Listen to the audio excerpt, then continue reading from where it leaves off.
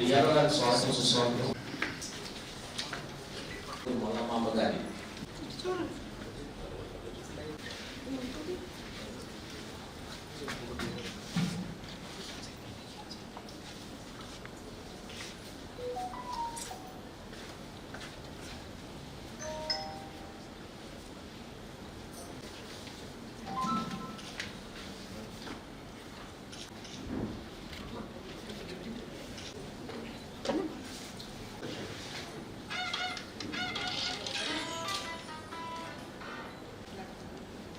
అందరికీ నమస్కారం. సవిత గారి ఆధ్వర్యంలో అధికారికంగా విజయవాడ తుమ్మలపల్లి కళాక్షేత్రంలో మన మల్ల జయంతి సందర్భంగా అధికారికంగా జరుగుతుంది.